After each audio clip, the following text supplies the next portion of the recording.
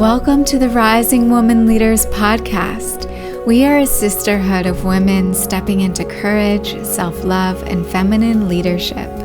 I'm your host, Meredith Rom, and here I'll be sharing personal insights as well as interviews with inspiring leaders and entrepreneurs so you can create more daily magic in your life and also grow your business without losing sight of spiritual values as a rising woman leader. If you like this podcast, use our hashtag Rising Woman Leaders, follow me on Instagram at Meredith Rom, and sign up for email updates at risingwomanleaders.com. You'll receive all the new and inspiring content, including insights I only share on email. Now get cozy with a cup of tea, light a candle, and grab a journal to listen to this week's magical radio podcast.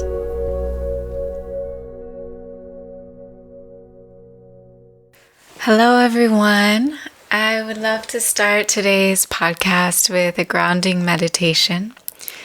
So wherever you are, you can take a moment to relax your shoulders, grow long through the crown of the head, open through the heart, and take a deep breath in and exhale it through the mouth. Ground down through your seat and inhale, lift and lengthen. Exhale through the mouth. One more full breath, just becoming more and more present to this moment.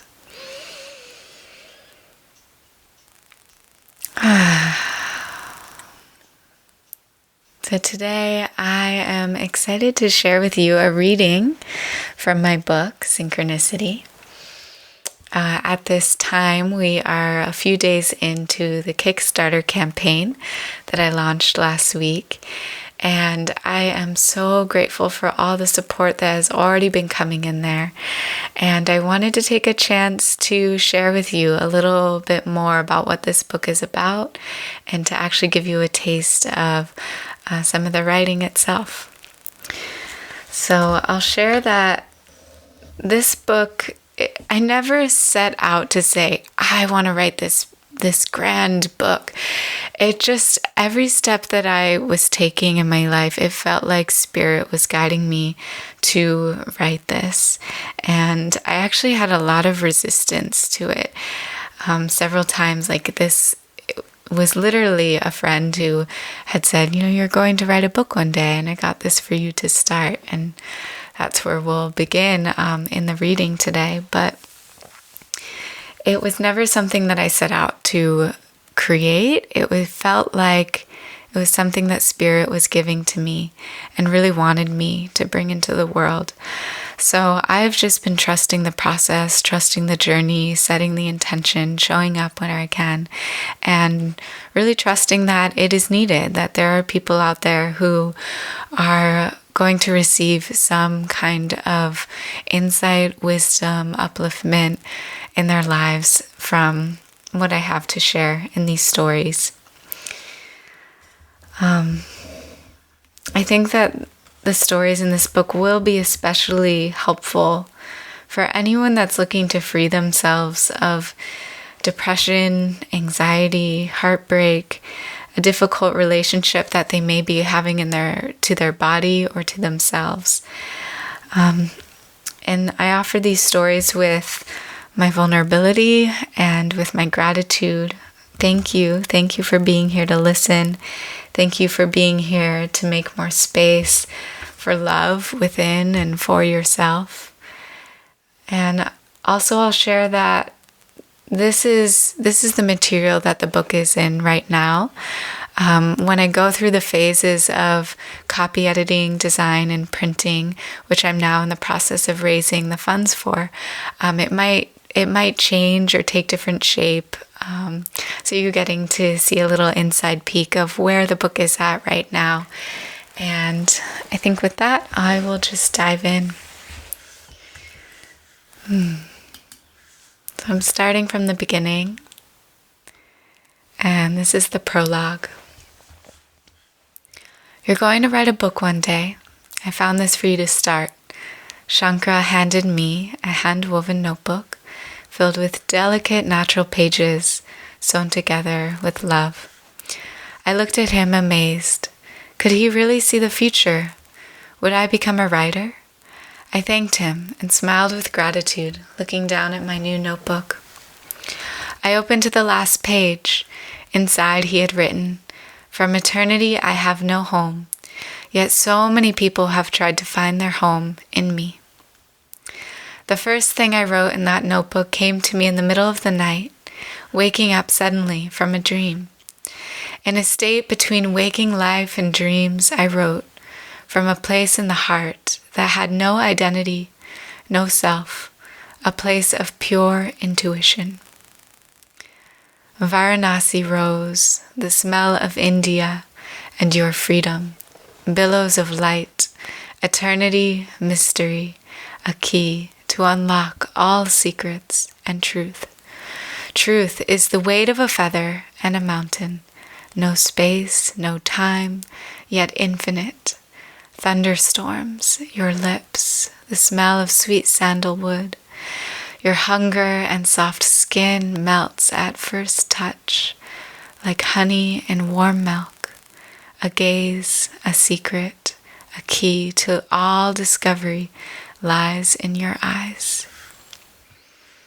And that's a poem I wrote March 2011 on Shankara. Chapter 1, Om Namah Shivaya. And this happens 1 year earlier. I sat on the floor of my room sobbing. Could it be true? The few words I had just heard on the phone sank heavily in my stomach. Jessica has been sleeping with your ex for the last 2 months behind your back. I thought of Jessica, my freshman roommate, one of my best friends for the last 4 years. She'd been there for me through exams, family dramas, new loves, and breakups. Our ex-boyfriends were best friends, and the 4 of us used to do everything together. She was always a great friend to me, especially when Andrew and I broke up a few months earlier. I was still in love with him. A whirlwind of attachment, hate, and possession twisted up inside of me. My mind raced. Could it be true? He doesn't want to be with me. He wants to be with my best friend. Andrew and I met the second month of school when I started college almost 4 years before and quickly started dating. It wasn't always easy with him, an artsy and emotional filmmaker, but over those years, I really came to love him.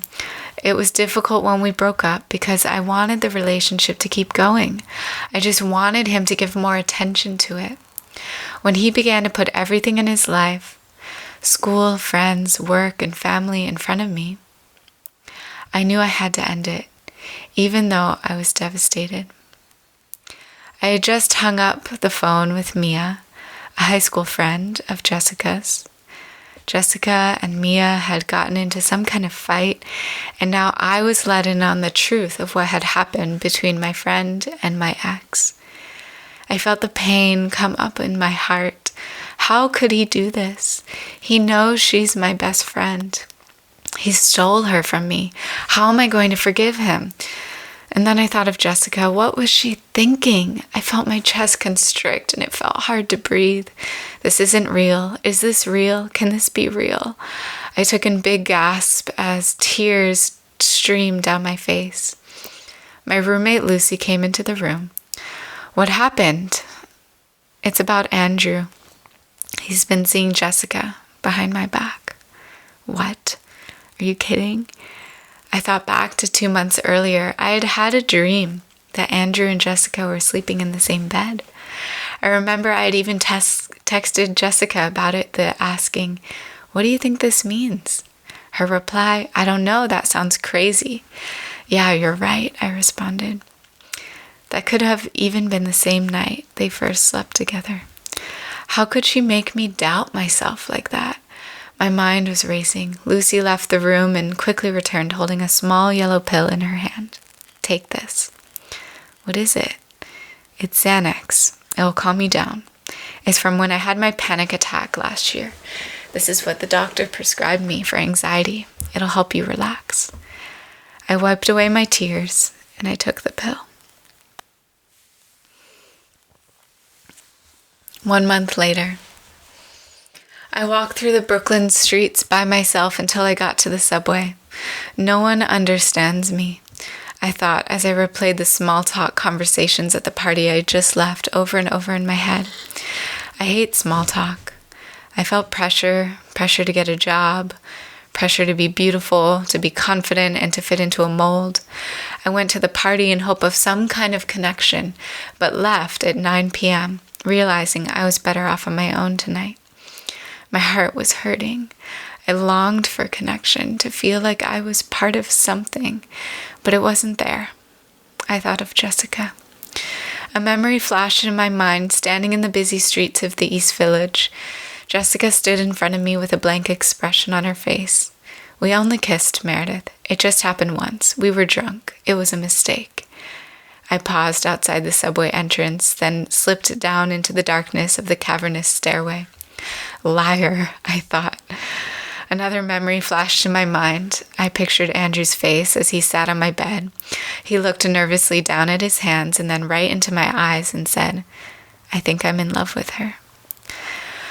Pain ripped through my chest and my gut. This time I knew it was really over. Almost 4 years of breakups, makeups, secret visits, tender kisses, and the only thing I knew of what love was now over. The pain surged up inside me and I yelled, "You took my best friend. I can never trust you or her again." I pushed Andrew back on the bed and I picked up the heaviest book I could find on my shelf and slammed it on the floor. Leave. Andrew walked out the door and I was left alone. The memory of Jessica standing in front of me on the East Village corner reemerged in my mind. I spoke to her. "I need space. I don't want to talk to you for a while." "For how long?" "I don't know. I just need space." I took my Metro card out of my wallet and slid it through the kiosk and stepped through the gate to wait for the next train to arrive. I shifted my weight from side to side, feeling the weight of my hostility on my black velvet wedge heels. I wondered if Jessica had lied to me. My intuition told me she did, but I didn't know who or what to believe anymore. The two people I had cared about most were no longer a part of my life. Why was I so alone? Where was this connection I was longing for? I then thought of the long list of job applications I needed to finish by the end of the week. Suddenly, the tightness of my new navy blue skinny jeans felt suffocating. I am tired of applying to job after job that I'm not even excited about. I'm tired of all of it. There must be something more than this. It was 2010. Just a few months before I graduated from college with a degree in photography design and art history. But unemployment was high. It seemed like people around me were getting laid off left and right. I was having trouble finding a job. It seemed like my life was set up to go to high school, then college, then 9-to-5 job where I could use my skills and passions. But suddenly my path was halted by the crash of the economic market and high unemployment. The months passed. I distracted myself with finishing school, going to parties, and watching romance dramas with my roommate Lucy. My mom kept sending me postings for graphic design jobs at museums. I would open them up and feel some optimism, but when I really thought about myself working in a stale, air-conditioned environment at a computer 40 or more hours per week, I would close the screen. I was starting to feel like there was something wrong with me. I touched my face and felt a dull, familiar pain. I'm breaking out again. Great. I pushed my hair in front of my face to hide the pimple forming until I could get home. I was on my 3rd week of antibiotics the dermatologist had given me. He said it would take 6 weeks to see my skin start to clear. My skin had never broken out like this before, and none of the creams or face washes I used to rely on would work anymore. This was my last resort. Just then, a familiar headache rose behind my eye. I tried to ignore it. I started feeling a craving for ice cream, something, anything to comfort me and distract myself from the weight of insecurity I was feeling. The subway pulled up and I sat down. There was only one other woman on this train. She was sitting across from me. She had a big orange mesh vest on and appeared to be a subway worker who just got off work. She was overweight, had bags under her eyes, and slumped in her seat. I started to wonder about her life.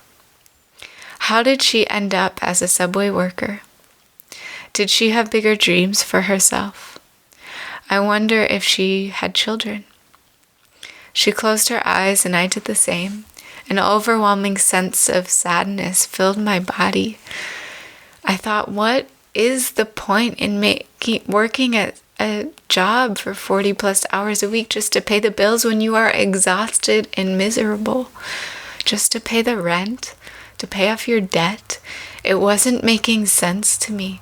Why are people stuck living these lives? Why do I have to play into this? What is it worth to live and work a job I hate just to make money and pay the rent? What an endless, terrible cycle. I got off the subway and ran up to my apartment and closed the door. I sat on the ground and looked in the mirror. My mascara was smudged. My eyes looked dull, and I could see right through the layers of foundation I was wearing to the blemishes underneath. I started crying and watched as more dark streaks of eye makeup ran down my face. I cried for myself, for all the stress I had been feeling in my body. I cried for how insecure I felt in my skin and how painful it felt to show my face to the world. I cried for the woman on the subway and how sad and exhausted she looked. I cried for not being able to find a job and fit into the mold my society had laid out for me. I cried because deep down, I didn't even want that for myself, and I felt like I had no escape. The next day, I laid out my yoga mat in the packed East Village studio. There were at least 100 other yogis getting ready for the donation-based class. A friend had taken me to yoga for the first time the year before, and as hard as it was for me, I kept coming back. I had been experiencing pain in my body since I finished high school, and I saw many doctors for it, but yoga seemed to be the only thing that helped. The pain started as a headache behind my eye, and then made its way down my neck and arm, down my back to my hip, the side of my thigh and calf, all the way to my foot. It was like a line of muscles down one side of my body would tense up and I couldn't work it out. It got especially bad when I was spending hours on the computer, photo editing, and doing graphic design assignments for school. When I went to see the doctors, they didn't know what was wrong with me. I had MRIs and scans, and they all came back normal. I finally saw one specialist who diagnosed the pain as fibromyalgia, or unexplained chronic pain. He tried giving me antidepressants to see if it would help, but I felt weirdly wired on them. I had trouble sleeping, and then I got constipated, so I threw them away. Another doctor gave me muscle relaxants, and I tried taking those, but they didn't help either. They finally told me, maybe it's a psychological problem. Maybe it's just in your head.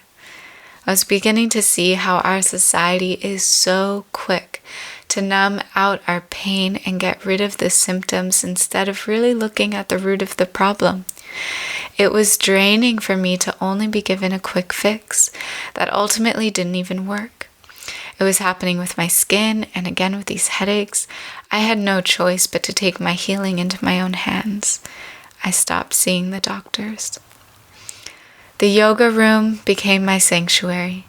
I never talked to anyone when I went. I found my spot, assumed child's pose, and waited for the class to begin. Music started playing and the teacher began speaking. Her voice was soothing, but also strong. I thought about her and how confident and courageous she was to get up and speak to such a full room of people. I wondered if I would ever find that kind of confidence. I thought back to one of my classes at NYU at the beginning of my semester, my most dreaded time because we were all had to introduce ourselves in front of the class. My heart was beating faster as we went around the room. I felt so self-conscious.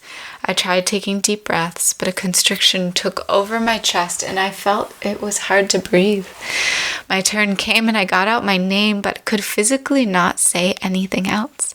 I felt my voice shake as I tried to speak. My cheeks flushed and I quickly finished so they could go on to the next person and I could hide away and slump in my seat.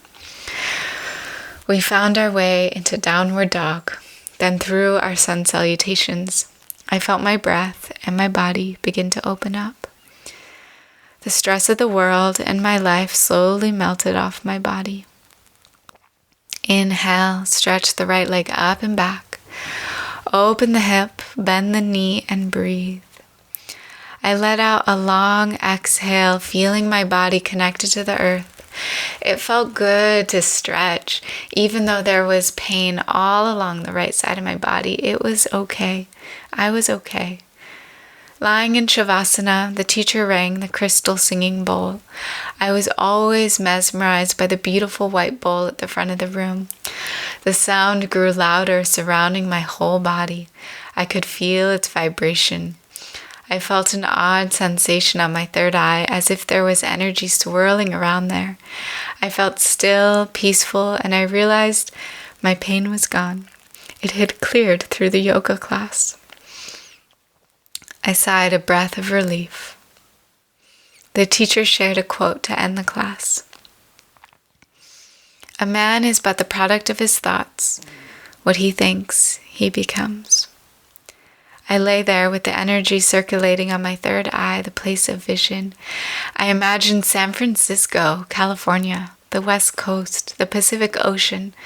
I saw images in my mind of beautiful, carefree people wearing flowing clothes in the sunshine. These kinds of images had stayed with me from old documentaries I'd seen of music festivals in the 60s. That's where I want to be, I thought. I'd lived in New York my whole life, and the thought of living anywhere else seemed impossible.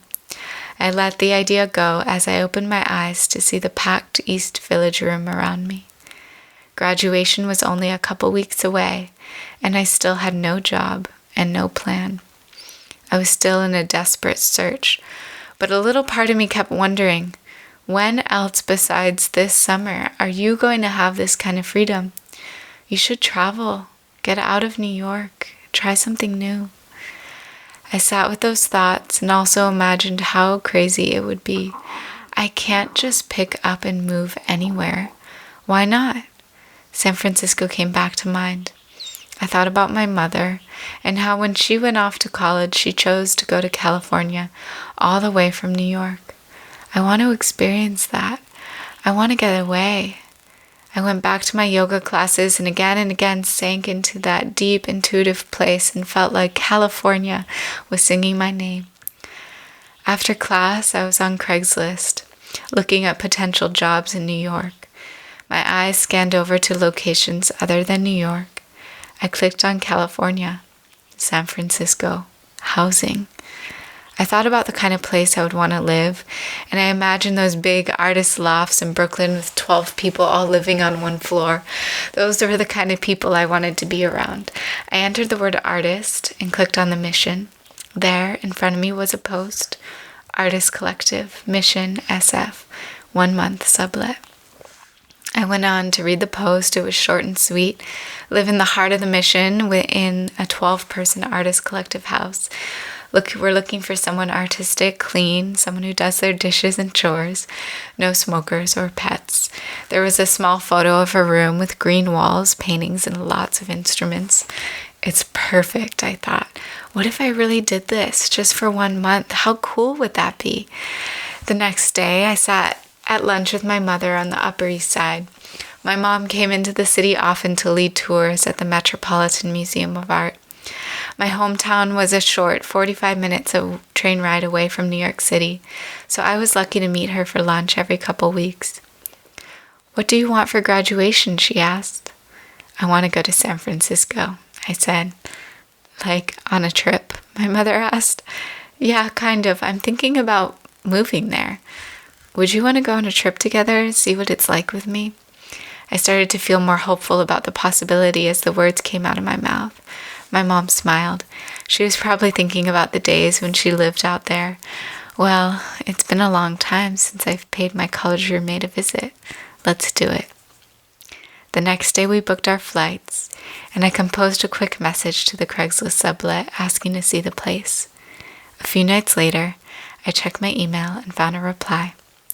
The place was still available. We set up a date to meet, and I eagerly anticipated my trip.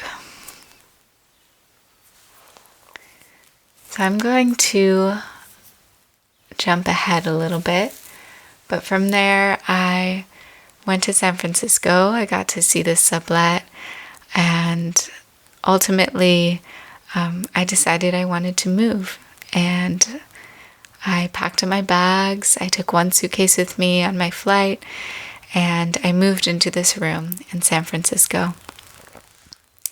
So I'm going to move forward to after about 10 days of being in San Francisco. 10 days passed as I enjoyed my newfound freedom. Sometimes late at night, I would think of Jessica and of Andrew and wondered if they were together. I felt a sadness in my heart, but I knew I was doing the only thing I could do, which was to focus on myself. After only 10 days of enjoying the freedom of no job, no boyfriend, no home, a new home, and an unsettling voice entered into my mind. "What are you doing?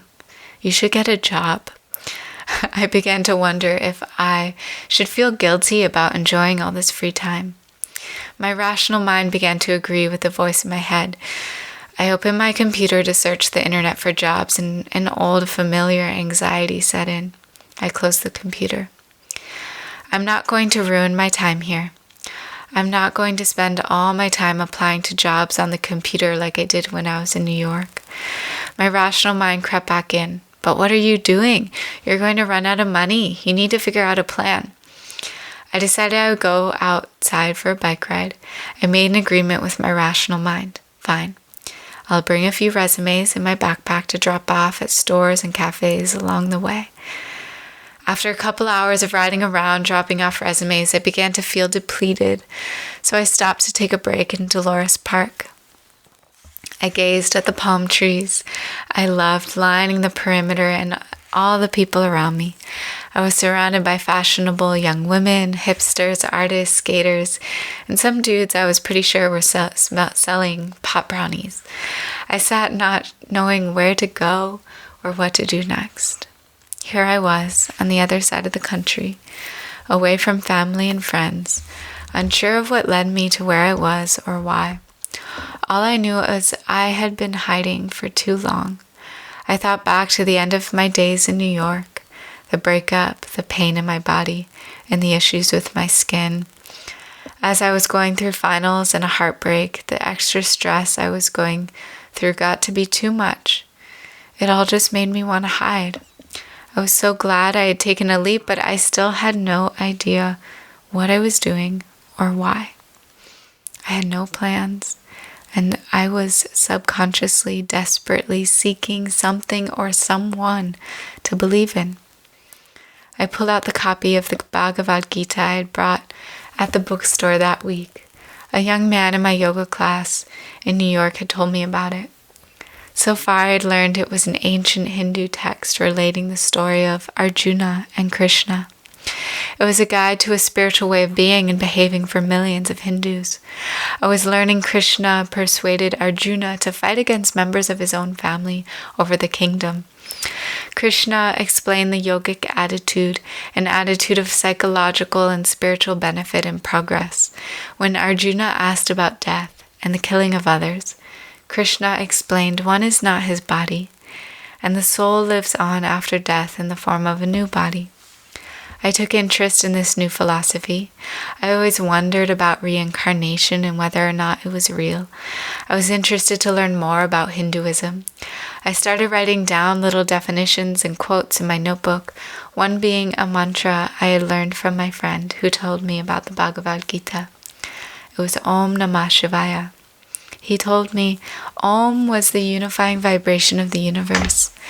Nama was to bow, and Shivaya was honoring the Hindu god Shiva, but more than that was a reference to the inner self.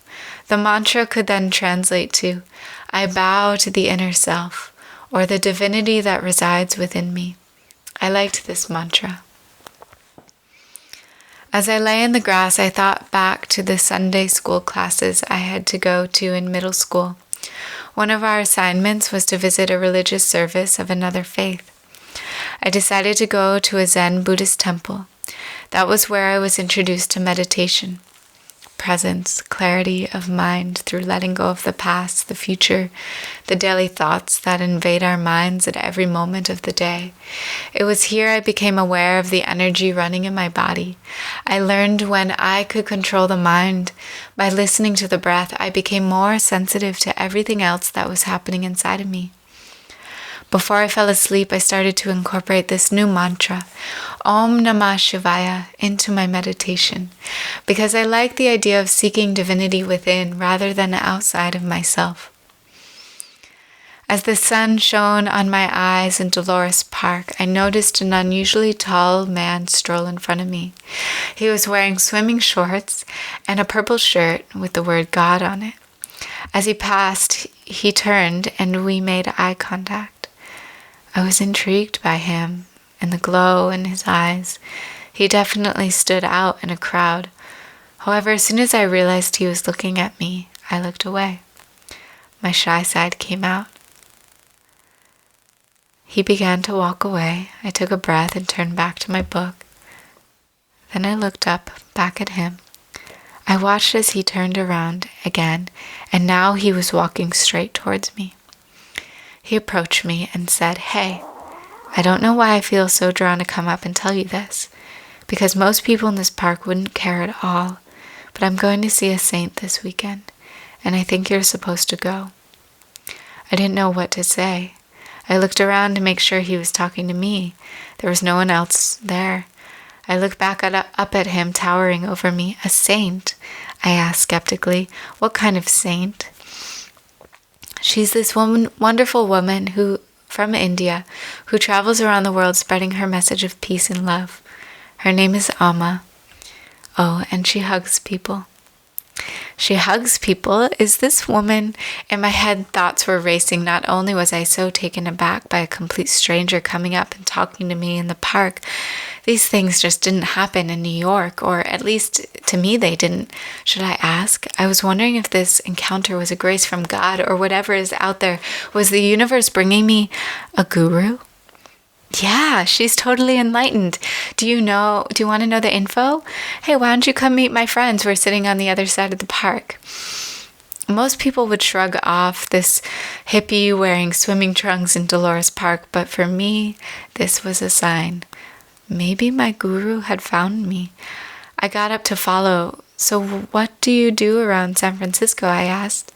Right now, I'm following Amma along the West Coast. She's been having darshan at her ashram in San Ramon all week, and next week I'll hitch a ride to see her again in LA. What's darshan? For Amma, darshan is the hug, but usually darshan means being in the physical presence of the guru. Oh, what's your name? My name's Jaya. Another guru gave me this name. He asked me my name, and I responded like this. Jaya closed his eyes and exhaled a deep pranic breath from the back of his throat. Then he raised his hands above his head in fists. The guru said, Oh, then you should call yourself Jaya. It means victory. I ate up everything coming out of Jaya's mouth. Darshan, Amma, ashram, gurus. All these words were so foreign yet so oddly familiar. Could I have known him in a past life? Did I believe past lives really existed? Or was it possible that this guru Amma sent him to me? We approached a young woman and a man lounging on a blanket on the other side of the park. Jaya introduced me. I sat down cross-legged on the blanket. He took out something small from his pocket that looked like a lip balm. Here, smell this. Amma blessed it. As he held it under my nose, it smelled like what I imagined India would smell like, a mix between chai and incense. Would you like me to bless you? Okay. Jaya rubbed his finger on the balm and started chanting, Om Namah Shivaya, Om Namah Shivaya. As he chanted, he waved his hand over and around my head and then pressed his finger on my third eye. Om Namah Shivaya was following me. I was taken aback. I reached into my bag for my notebook where I had written the mantra. This is really strange, Jaya. I had just been writing this before you came up to me. I showed him the mantra written in my journal. Wow, I guess I picked up on the energy you were putting out there. With every intention, have faith, and the universe will provide. And well, here I am. You're going to meet Amma. So I will stop there. I am going to be doing a few more book readings. The next book reading I'm going to share with you is after I traveled to India, and the first place I went is Amma's ashram. And it's a beautiful story of getting to hear Amma speak on the beach facing the Arabian Sea for the first time. And it's a beautiful story. I can't wait to share that one with you. So again, thank you for being here. Thank you for listening to these stories. Thank you for opening your heart as you receive these teachings, these experiences that I have gone through. And I hope that you find something within them, a spark, something that will light up, that there is so much magic and possibility in your life. Whatever challenges you may be experiencing right now, that they are an opportunity for you to go deeper within yourself, to tune into your intuition, to show up in so much love for yourself. And from that place, to be open to receive guidance, visions, your higher self, whatever new possibilities are waiting for you. So I bring my hands to my heart center. Thank you again for being here with me today. If you feel called to support this project, I invite you to look at the Kickstarter campaign to watch the video there. You can find it by going to my website, meredithrom.com. And the link at the top has a direct link to the campaign, the fundraiser. And again, with so much gratitude, I honor you. I honor you in your path, wherever you are on your journey. May you continue to connect to your higher self, to open up to wild, new, magical experiences that just make you feel so connected to a higher being, a higher guidance that is really there guiding every step of the way. From my heart to yours, I bow. Namaste.